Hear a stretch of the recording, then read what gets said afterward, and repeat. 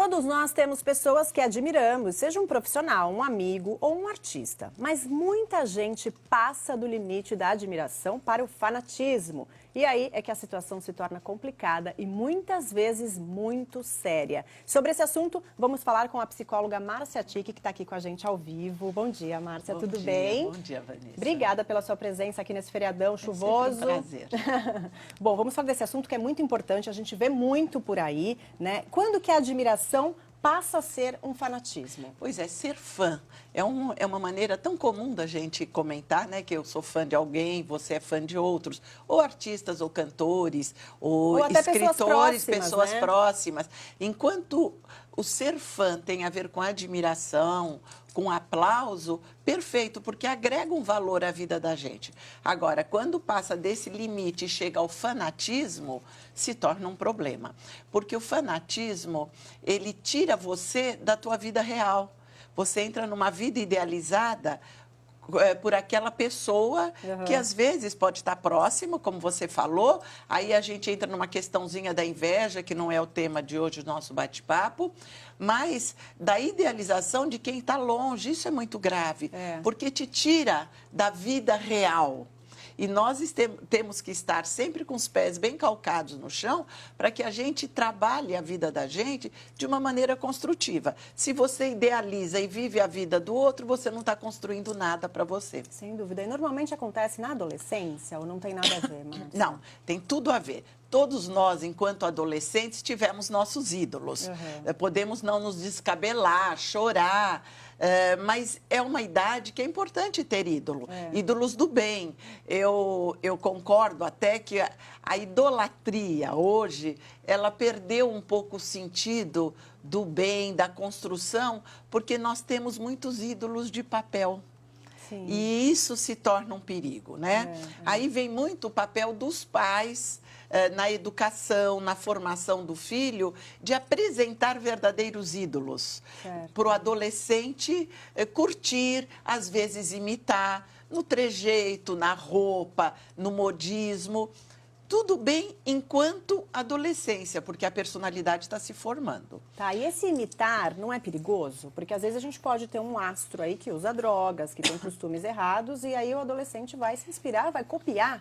É por isso que eu falei que o papel dos pais no acompanhamento dessa descoberta de ídolos é muito importante. Nós temos ídolos positivos e negativos, né? Sim. E como eu acabei de falar, hoje em dia isso está muito mesclado, mesmo porque a mídia enaltece, a mídia, não digo a televisão, nós mesmas, as mídias sociais, levantam bolas que a gente nunca sabe até que ponto aquilo é verdadeiro, é bom. Então precisa sim, hoje precisa de uma pesquisa, um acompanhamento. Até muito pouco tempo atrás, a gente tinha um discurso de que os pais precisavam respeitar 100% a privacidade do filho adolescente. Hoje esse discurso caiu por terra. Até por conta da internet, o pai precisa compartilhar da vida desse filho, até para dar esse balanceamento do que é construtivo e do que é destrutivo. Sem dúvida. Márcia, vamos dar uma olhadinha, porque a nossa equipe acompanhou um show do Luan Santana, que tem várias fãs desse tipo que a gente está falando, e adolescentes também. Vamos dar uma olhadinha na reportagem. A cadeira de praia é a cama improvisada e o piquenique no meio da fila é o jeitinho para não deixar de comer. A gente chegou ontem, era 3 horas da tarde. Maior chuva, chuva, chuva, chuva. E eles não deixaram a gente ficar aqui dentro, a gente teve que ficar lá fora. Na chuva, no sol, na ventania. Cada show, cada coisa que eu faço por ele é, sei lá, indescritível. Chegamos aqui 2 horas, compramos comida, a gente vai no banheiro, reserva as meninas, uma vai, outra volta. E é isso, né? Tudo vale a pena? Com certeza, pelo Luan Santana, sim. Mas essas são só algumas das loucuras que essas meninas fazem para ficar pertinho do cantor Luan Santana, ídolo que arrasta multidões desesperadas. Você tenha deixado eu ir pra ter o gosto de me ver aqui. Vou tentar jogar, ver se ele recebe com tanto carinho. E tem um cartãozinho também que eu vou jogar. Mas é um coração grande, né? Enorme, mulher, enorme. Isso aqui não, nem se compara ao tamanho do amor que eu sinto por ele. E coisa de fã é assim mesmo. Até na fila a emoção já está aflorada. Essa mulherada chegou aqui bem cedo e está super ansiosa. É uma emoção que começa antes mesmo do show começar. Não é mesmo, meninas? Tá todo mundo emocionado e ansioso aqui? Com certeza! As adolescentes dominam os shows e o ídolo está presente nas camisetas, nas faixas na cabeça e nos cartazes. Mas as mães vêm junto e mostram que não tem idade para ser fã. A gente tem que chegar às 5 da tarde, 4 da tarde, virar à noite, sair de madrugada, mas tem que trazer elas. Mas vocês aproveitam e curtem também. Com certeza, né? Vale a pena o esforço delas, de todas as mães. E a gente vai curtir o show, bem aproveitar bastante. Tenho 45 anos, tenho um filho da idade dele, eu amo ele como artista, sou fã das músicas dele, não gosto dele como homem, gosto como artista, sou fã mesmo. Michele veio com um noivo. Eles se conheceram como fãs do Luan Santana na internet. Ela conta que o cantor é inspiração e mudou a vida dela. Ele praticamente mudou a minha vida desde o começo da carreira dele com a música Meteoro, porque quando eu nasci eu tive complicações de respiração, eu nasci entre a vida e a morte e como ele disse nessa frase que eu falei, que só quem sonha consegue alcançar, ele praticamente mudou a minha vida nisso, ele fez que eu virasse uma pessoa melhor. Pouco antes do show, a nossa equipe conversou com o cantor, que falou sobre esse carinho das fãs. Isso me emociona muito, é uma coisa que, graças a Deus, está presente desde o início da minha carreira. A gente completa 10 anos de carreira ano que vem. E é muito bom ver a nossa música atingindo todas as idades, assim, a família toda. Eu acho que hoje a gente tem a prova disso aqui no show em Santos. E se depender de mim, eu vou continuar fazendo música para todo mundo. E quando ele sobe ao palco, pronto, os gritos e as lágrimas ficam incontroláveis. E assim, o show inteiro, as fãs enlouquecidas e, é claro, com o celular na mão para registrar todos os momentos pertinho do ídolo.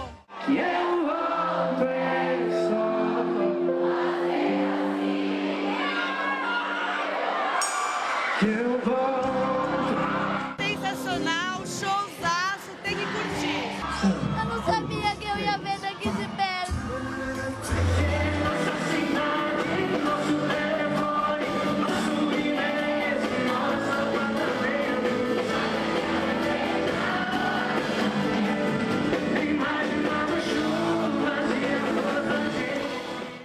Nossa, essas são fãs mesmo, né, Márcia? Pois é, virar e noite normalmente, lá. Pois é, e normalmente é do sexo oposto, não? Não Porque necessariamente, nesse caso a apesar gente de que vê, a maioria, né? A maioria. tudo, é verdade que tudo que é movimento de vida, a maioria é feminina, você pode reparar, tirando o futebol. Mas, enfim, eu acho que é válido, enquanto está ligado à alegria, à busca, à criatividade, à realização. Isso se torna um perigo, você vê aquela fã que falou que aproveitou a mensagem da música e mudou a colocou vida na vida dela. Isso é super outro positivo, casal né? muito legal que estava aproveitando o clima romântico da música para se beijar. Eu acho que essa interação, quando você traz admiração para a sua vida, perfeita. É saudável. É né, saudável. Agora, quando tem uma identificação, de repente, não vou dizer que é o caso, mas aquela menina do coração enorme que mandou um bilhete, de repente ela tem uma expectativa fantasiosa de que ao ler o bilhete ele pode se apaixonar e ela pode ter um romance com ele. Por que isso é ruim? Pela expectativa dela? Não, pela frustração. Sem dúvida. Porque o artista, a gente sabe, tem um limite de envolvimento, né? Com os seus fãs-clubes, com os seus fãs de uma maneira geral. E a recíproca nem sempre é na medida que o fã fanático espera. É verdade. E essa falta, essa expectativa não realizada causa uma frustração, sim. E ela pode ficar sempre buscando, esperando e empacar. A vida para ali. Essa admiração não permite um desenvolvimento pessoal, familiar, profissional. Aí elas estão uma noite, tudo bem, né? Para quem gosta, é suportável. Mas tem fãs que empacam a sua vida toda, abandonam trabalho, abandonam família, abandonam expectativas pessoais em nome de perseguir. É nessa fila que a gente sabe que está aí já pro show do Justin Bieber, que é em março, e já tem gente na fila agora. Você Isto percebe? Valores como Natal, Ano Novo, vai passar na fila. Exatamente. Você Esperando percebe? É um abandono ídolo, né? da própria história Sim. em nome de um fanatismo. Isso é muito perigoso, porque o fanatismo pode levar a um sair de si. Né? Tem outros exemplos de fanáticos que matam seus ídolos na tentativa de ser importante para eles. Tem muitos filmes também que giram em torno desta... Bieber, aí é outro também que tem uma caravana de fãs atrás. E do ponto de vista do artista, é muito gostoso.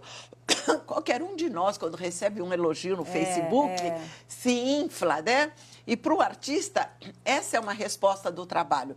Mas também tem o artista que estimula isso de uma maneira mais patológica, que não vive sem isso. Então, é um jogo... Que também, quando acaba a carreira, sofre com isso, porque aí já não tem mais essa resposta, Exatamente. Né? Então, tem que saber qual é o limite de um e qual é o limite do outro. Em se falando de adolescente, que é o tema da sua pergunta, da sua questão, os pais têm um papel muito importante. Isso agora, Márcia. A gente viu aí duas mães até na reportagem que estavam ali acompanhando, que a filha dormiu na fila e a mãe dormiu junto. Mas tem que ser assim? Será que os pais não têm que dar um break, dosar? Pois é, de repente para essa mãe uma noite foi o suficiente. Sim. Essa mãe não permitiria os meses. A gente não sabe, cada um tem o seu limite na educação.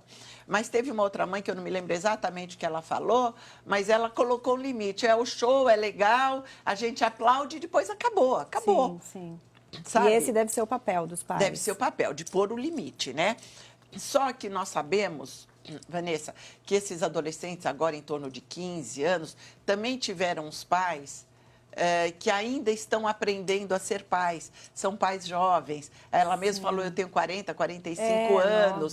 Então, tem todo um amadurecimento neste papel. Às vezes até a mãe está ali curtindo também o show, Pois é, um amadurecimento neste papel, de pôr o limite, muitas vezes viver através do filho. Algo que ela queria que não foram satisfeitas, exatamente. E existe um tratamento, Márcia, a pessoa que chega num ponto que precisa se tratar? Eu acho que se a gente falar de tratamento, Vanessa, nós estamos falando de doença. Você está fazendo o seu papel aqui, discutindo isso e levando para o seu telespectador a possibilidade de refletir. Até onde eu permito, até onde eu libero. Eu acredito muito mais nesse papel educativo do que num tratamento, porque o tratamento seria em alguma situação de limite, né? Uma conversa é o ideal, então. É o ideal. Dentro de casa. Exatamente. Porque a gente viu que o maior exemplo realmente são os adolescentes, né? A gente não vê tanto isso com adultos nem criança pequena. Apesar que tem muita criança também, Cúmplices de um Resgate, a novela da SBT, carrega também uma legião de fãs aí, que são um pouco menores até. Então, é muito o papel dos pais, né, nessa hora. Exatamente. É muito importante. E você está importante. cumprindo o seu papel aqui. Então, tá bom. Márcia, trazendo muito isso obrigada. à discussão. Muito obrigada a você pela pelo sua convite. presença, pelo e nosso pela papo. confiança. Obrigada, viu? Bom final de feriado para você. Obrigada, Boa tarde. igualmente.